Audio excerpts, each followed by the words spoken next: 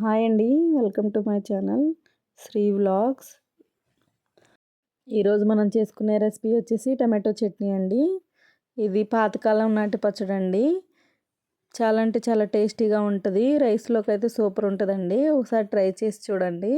ఫస్ట్గా టమాటోస్ని తీసుకొని మంచిగా కడుక్కోవాలండి. మీ పచ్చడి క్వాంటిటీని బట్టి టమాటోలు తీసుకోవాల్సి వచ్చి ఉంటుంది. నేను మీడియం సైజ్ టమాటోస్ తీసుకున్నాను కాబట్టి వీటిని 4 ముక్కలుగా కట్ చేసుకొని పక్కన పెట్టుకున్నానండి. ఎండుమిరపకాయలు తీసుకోవాలి. ఎండుమిరపకాయలు అనేది మీ స్పైసీ తగ్గట్టు తీసుకోవాలండి. నేనైతే ఒక పిడికెడు ఎండుమిరపకాయలు తీసుకున్నానండి. నా స్పైసీకి తగ్గట్టు ఒక 15. అవి మంచిగా మధ్యలోకి విరుచుకొని ఫ్రై చేసుకోవాలండి. అప్పుడు దానిలో ఉన్న సీడ్స్ అన్ని బయటకు వచ్చి ఫ్రై అవుతాయి. ఒక కడాయి పొయ్యి మీద పెట్టి 1 టేబుల్ స్పూన్ ఆయిల్ వేసుకొని దానిలో మనం విరిచి పక్కన పెట్టుకున్నటువంటి ఎండుమిరపకాయలు వేసుకొని ఫ్రై చేసుకోవాలి. వీడియోలో చూపిస్తున్న విధంగా చూడండి. ఇలా ఫ్రై అయిన తర్వాత తీసి పక్కన పెట్టుకోవాలి. ఎండుమిరపకాయలు ఈ ప్రాసెస్ అంతా మీడియం ఫ్లేమ్లోనే అవ్వాలండి. తర్వాత ఎండుమిరపకాయలు తీసి పక్కన పెట్టుకున్న తర్వాత మనము టమాటోలు ముందు కట్ చేసి పెట్టుకున్నాం కదండి. ఆ టమాటోలని యాడ్ చేసుకుని మంచిగా ఫ్రై చేసుకోవాలండి. దానిలో ఒక చిన్న నిమ్మకాయ సైజు అంత చింతపండు కూడా యాడ్ చేసుకోవాలి పులుపు కోసం అని. మనము చింతపండు యాడ్ చేసిన తర్వాత మనము మూత పెట్టుకొని టమాటోలు అనేది ఒక 2 మినిట్స్ వదిలేయాలండి.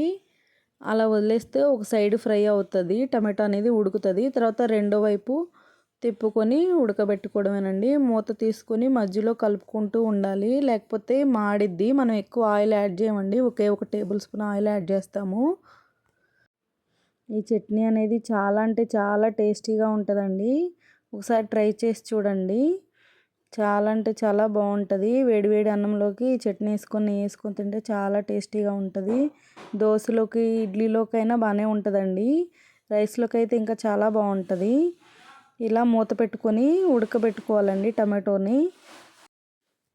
చూడండి, ఇలా ఈ టమాటోలో నుంచి వాటర్ అంతా బయటకు వచ్చిన తర్వాత దగ్గరికి అయిపోయిద్దండి. వాటర్ అంతా బయటకు వచ్చి దగ్గరికి అయిందాక ఉడకబెట్టుకోవాలండి టమాటోని. తర్వాత మనం ముందుగా ఫ్రై చేసుకున్నటువంటి ఎండుమిరపకాయలని ఒక మిక్సీ జార్లో వేసుకొని దానిలో కొంచెం జీలకర్ర, వెల్లుల్లి రెమ్మలు, కొంచెం ఉప్పు అండి, కల్లుప్పు. మీరు సాల్ట్ అయినా యాడ్ చేసుకోవచ్చు. కల్లుప్పు యాడ్ చేసానండి నేను.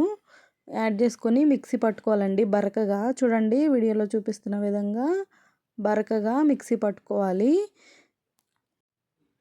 తర్వాత మనం ముందుగా ఫ్రై చేసుకున్నటువంటి టమాటోలు ఉన్నాయి కదండి, ఉడకబెట్టుకున్నాయి.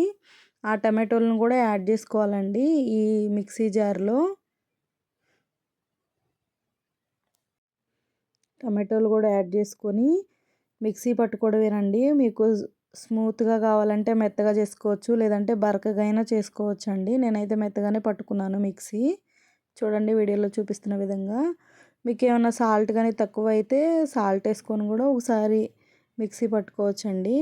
అంతేనండి, ఇంకా తీసి సర్వ్ చేసుకోవడమే. దీనికి తాలింపు కానీ ఏం అవసరం లేదండి. ఆయిల్ తక్కువే ఉంటుంది, 1 టేబుల్ స్పూనే ఉంటుంది. అయినా కానీ చాలా టేస్టీగా ఉంటుందండి పచ్చడి వచ్చేసి. ఒకసారి ట్రై చేయండి. Thank you for watching.